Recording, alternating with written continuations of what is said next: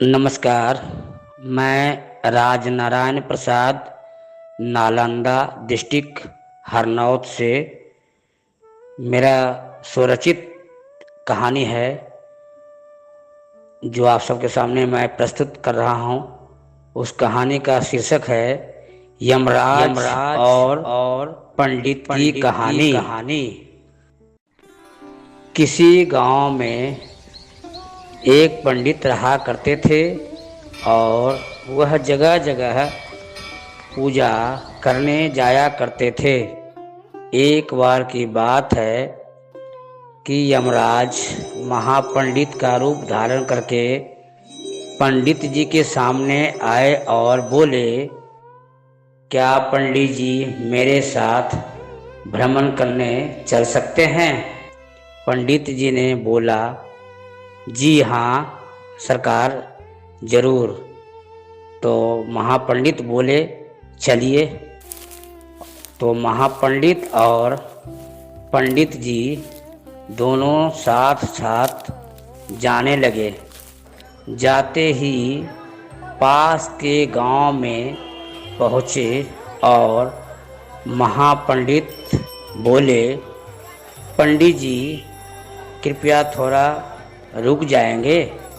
पंडित बोले, जरूर रुकेंगे। तो महापंडित बोले, यहीं आप रुकिए, मैं अभी आता हूँ। तो महापंडित यानी कि यमराज जाते हैं एक लाला जी की दुकान पर और जाते ही लाला जी की हालत खराब होने लगती है और वह लाला जी चल बसे।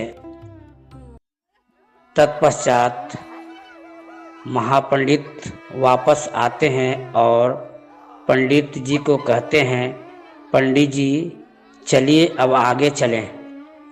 पंडित जी और महापंडित जी दोनों आगे चलने लगते हैं।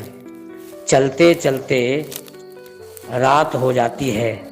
रात होने के बाद महापंडित बोलते हैं, पंडित जी कहीं रुकने की व्यवस्था होगी क्या?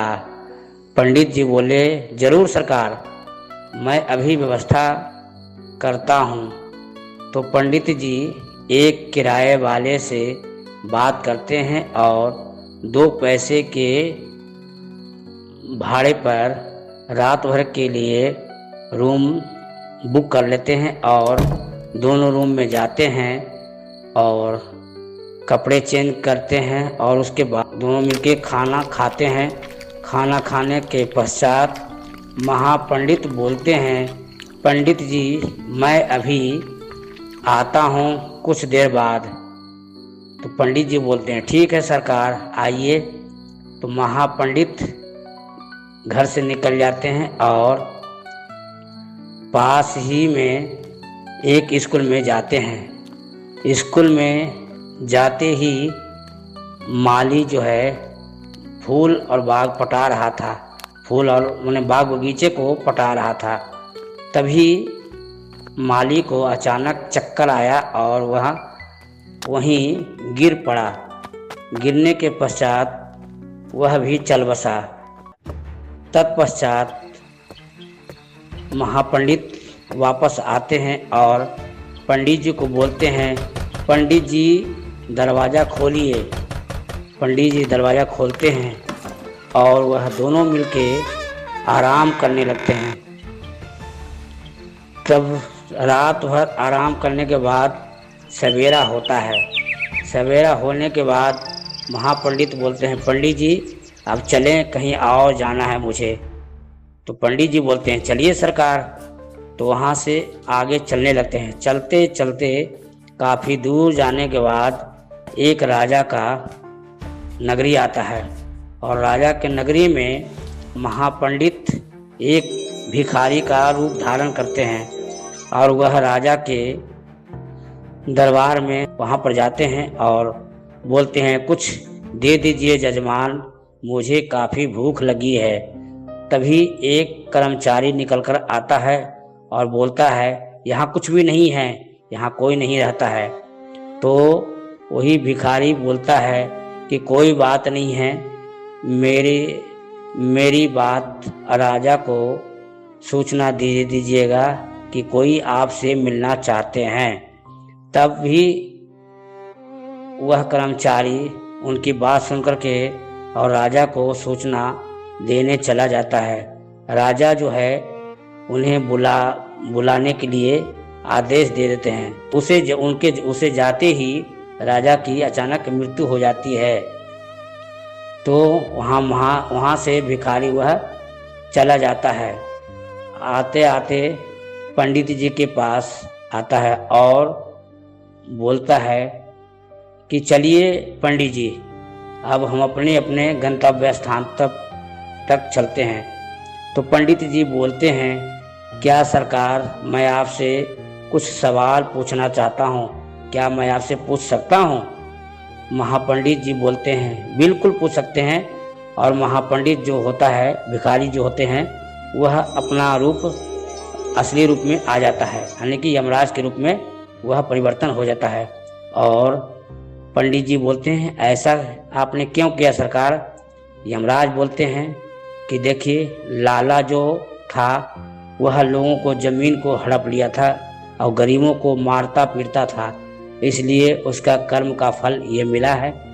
तो फिर पंडित पूछता है कि सरकार दूसरी बात ये है कि वो माली जो है, एक बार की बात है कि एक शिक्षक बहुत ही प्यासे थे गर्मी के टाइम में, और वह पानी पिलाने गया था। पानी में कुछ पॉइजन उन्होंने मिला दिया था। तत्पश्चात उन शिक्षक की मृत्यु हो गई थी, इसलिए जो है उसका कर्म का फल ये मिला। तीसरा जो है राजा जो है सभी लोगों को परेशान किया करते थे और जनता से कभी भी रूबरू बात नहीं करते और कर्मचारियों के द्वारा जनताओं को प्रताड़ित किया करते थे और लोगों को कभी भी कोई बात सुनना पसंद नहीं करते। इसलिए जो है उनकी मृत्यु इस तरह से हुई, जैसा कर्म वैसा फल मिलता है। धन्यवाद। तो मित्रों, ये थी राजनारायण जी द्वारा रचित एवं प्रस्तुत कर्म फल पर आधारित कहानी। कैसी लगी आपको? लाइक और कमेंट करके बताइएगा अवश्य। इसे शेयर करके अपने फ्रेंड्स और फैमिली तक पहुंचाइएगा अवश्य। चैनल सब्सक्राइब करके बेल आइकन दबाइएगा अवश्य और हर कहानी से जुड़ी अपडेट पाइएगा अवश्य। राजदंड, कुंवारी नदी, कोई अपना सा, वो नहीं था जैसी कहानियाँ सुनने के लिए चैनल पर विजिट कीजिएगा अवश्य। इस कहानी की ऑडियो एवं वीडियो एडिटिंग की है कोमल अग्रवाल, ओमवीर नावरिया एवं विकास शर्मा ने। जुड़े रहिए कनेक्टिंग ड्रीम्स के साथ, जो दे सपनों को पंख।